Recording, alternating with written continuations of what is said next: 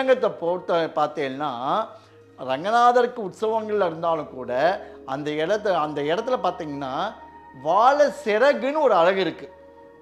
வாழை சிறகுன்னா என்னன்னு கேட்டீங்கன்னா, வாழை இலைய மார்கழி மாதத்தில் அந்த இலையை எல்லா ராத்து மாடிலையும் போட்டுருவா வாங்கி. அந்த மார்கழி மாதமாகப்பட்டது பனி மாதம் இல்லையா, அந்த பனியாகப்பட்டது இந்த இலையில போட்டு பட அப்படியே காஞ்சி போய் இலை அப்படியே அழகாக இருக்குமா. ஏன்னு கேட்டீங்கன்னா, அப்போல்லாம் ஆடி மாதத்துலேருந்து எல்லா காய்கறி விலையெல்லாம் அதிகமாக இருக்குன்றனால தான், விலைகள்லாம் அதிகமாக இருக்குன்றனால தான் இந்த இலையை பதப்படுத்தி நாளுங்கிழமைக்கு போட்டுக்கணும் அப்படின்ற மாதிரி ஸ்ரீரங்கத்தில் வாழை சிறகு விசேஷம். அதே போல் திருப்பதியிலையும் ஒரு விசேஷம் உண்டு. என்னன்னு கேட்டீங்கன்னா, திருவேங்கடமுடையான போய் நம்ம சேவிக்கிறதுக்கு முன்னாடி துவாலபாலகர்கள் 2 பேரையும் பார்க்கும்போது பார்க்கணும், ஜெய் விஜயன். அந்த 2 பேரையும் போய் பார்த்துட்டு அவளுடைய திருமுக மண்டலத்தை முதல்ல பார்க்கணும். கருடனை சேவிச்சு அவள் துவாலபாலகருடைய முகத்தை பார்த்துட்டு பிரம்மமணி கையால் மணி அடிப்பான்னு சொன்னேன் இல்லையா, அந்த மணியை பார்த்துட்ட பிறகு தான் திருவேங்கடமுடையானையே சேவிக்கணுமா. திருவேங்கடமுடையானை சேவிச்சுட்டு பிராகாரத்தில் வந்துட்டு இருக்கும்போது 3வது பிராகாரத்தை சுற்றி வரும்போது வரதரை சேவிப்பேல், பிராகாரத்தில் வரும்போது பாஷிகக்காரர் உடையவரை சேவிப்பேல், நரசிம்மரை சேவிப்பேல். அதுக்கப்புறமா நின்றுருக்க லக்ஷ்மி எப்படி பாருங்கோ, மகாதேவி ச வித்மகே விஷ்ணு பக்தி ச தீமகே தன்னோ லக்ஷ்மி பிரசோதயாது. அந்த லக்ஷ்மி ஆகப்பட்டவள் திருப்பதிக்கு எல்லாரும் போனால் முதல்ல அந்த லக்ஷ்மியை கையால் தொட்டு நன்னா சேவிக்கணும். எல்லாத்துக்கும் அதிபதியாக இருக்கக்கூடிய தனம் தானியம் சம்பத்துக்கள் அனைத்தும் தரக்கூடிய ஆகப்பட்டவள் லக்ஷ்மி. அந்த லக்ஷ்மி நமக்கு கைக்கு பணத்தை கொடுக்கக்கூடியவரெல்லாம். ஏன்னா திருப்பதி பெருமாள்கிட்ட போனால் அவர் மொத்தத்தையும் வாங்கின்றுவர். ஏன்னா தாயாருடைய ஆசை நிறைவேறத்துக்காக, குபேரனுக்கு கடனை அடைக்கிறதுக்காக. ஆனால் அந்த இடத்துல லக்ஷ்மியை பாருங்கள் எதுக்கு நிற்க வச்சுருக்கா, அவர் வாங்கினாலும் கூட நான் உனக்கு தரேன் அப்படின்றனால தான் இன்றைக்கும் நீங்கள் போய் பார்த்தீங்கன்னா தங்கத்தால் பண்ண லக்ஷ்மி நின்றுருப்பா. அவளுடைய தாயார் ஆகப்பட்டவள் திருவடியை தொட்டு நம்ம நமஸ்காரம் பண்ணி சேவிச்சுட்டு வந்தோம்னா நமக்கு என்றைக்குமே கைக்கு பண வரவுகள் இன்றைக்கும் இருக்கும். இதெல்லாம் அந்த ஊருடைய முக்கியத்துவம். உள்பிராகாரத்தில் இந்த மாதிரி ஒரு விசேஷங்கள் நடக்கிறது. எவ்வளோ அழகாக நம்ம அதில் தெரிஞ்சுக்கிறோம் பற்றியெல்லாம். இப்படிப்பட்ட ஒரு க்ஷேத்திரத்தில் நம்ம பூலோக வைகுண்டன்ற மாதிரி திருமலையில் இருக்கக்கூடிய ஸ்ரீனிவாசருடைய வைபவங்களை பற்றி நம்ம இப்படி சொல்லின்னு இருக்கும்போது 4 மாட வீதியிலேருந்து கோபுரத்தை வழியாக சுவாமியை பார்க்கறது என்ன, அதே பிரதட்சணத்தை பண்ணிட்டு வரும்போது அதே 4 மாட வீதியில் வரும்போது பார்த்தீங்கன்னா நரசிம்மர் இருப்பார். மாட வீதியில் நரசிம்மர் இருக்கார். அந்த நரசிம்மரை சேவிச்சுட்டு அப்படியே வரும்போது வராக புஷ்கரணி, முதல்ல போய் வராக புஷ்கரணியை பார்த்துட்டு தான் ஸ்ரீனிவாசரை சேவிக்கணும்னு சொல்லியிருக்கேன்.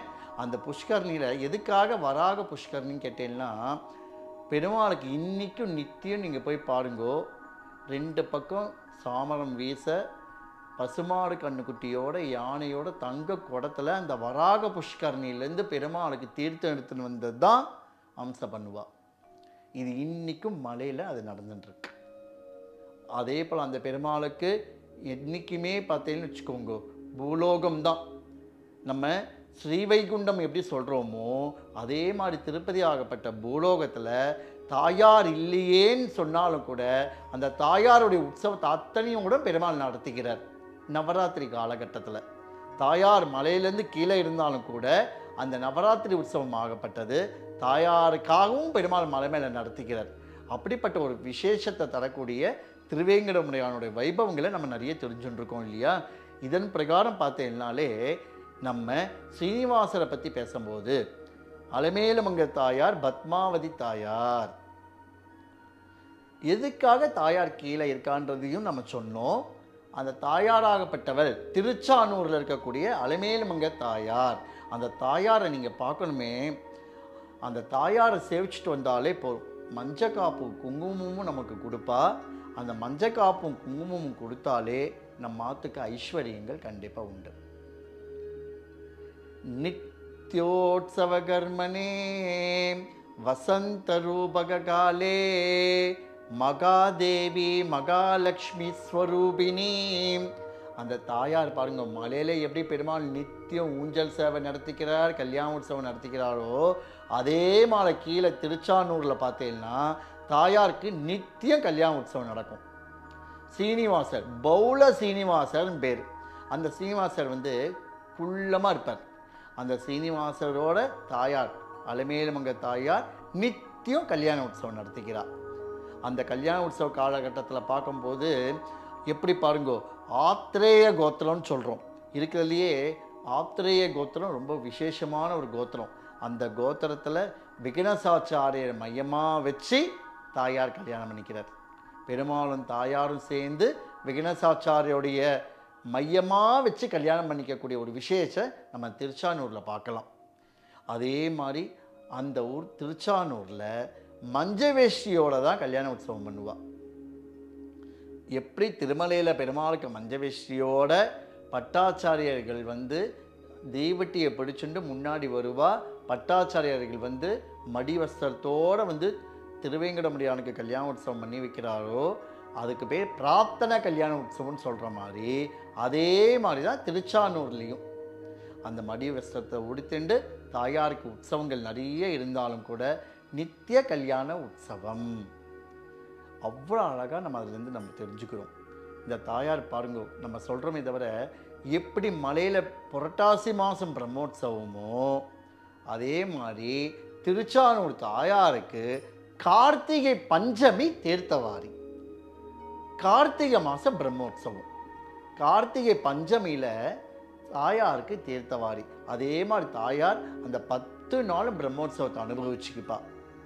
அவ்வளோ விசேஷமான வாகனங்களோட சேஷ வாகனத்தில் ஆரம்பித்து அதே போல் தீர்த்தவாரி சக்கரஸ்தானம், அதே போல் அந்த பஞ்சமி அன்னைக்கு நம்ம சொன்ன மாதிரி கூடையாக வந்து எப்படி வெத்தலைப்பாக்கு மஞ்சக்கிழங்கோடு நம்ம எடுத்துன்னு வந்து சொல்கிற மாதிரி, எதுக்காக இந்த கார்த்திகை மாதத்தில் நம்ம வந்து சுக்லபட்சத்தில் பஞ்சமி போது நீங்கள் போய் திருச்சானூர் தாயாரை சேவிக்கணும். லட்சக்கணக்கான பக்தர்கள் அத்தனை பேருமே வந்து கார்த்திகை பஞ்சமி அன்னைக்கு தீர்த்தவாரி உற்சவம், தாயாருக்கு திருமஞ்சனம் பெருமாளுக்கு திருமஞ்சனம் ஆகும். ஸ்ரகஸ்ர சீரிஷா புருஷகா ஸ்ரகஸ்ராட்ச ஸ்ரகஸ்ரபாத் என்று சொல்லி பஞ்சசுத்தத்தோடு திருமஞ்சனாகி சக்கரத்தாழ்வார்க்கு சக்கரஸ்தானம் பண்ணி அந்த கார்த்திகை பஞ்சமி அன்னைக்கு அந்த சக்கரத்தாழ்வார புஷ்கரணியில் திருமஞ்சனம் பண்ணி இறக்குவா. அப்போது அந்த லட்சக்கணக்கான மக்கள் அத்தனை பேருமே அந்த புஷ்கரணியிலே நீராடுவா.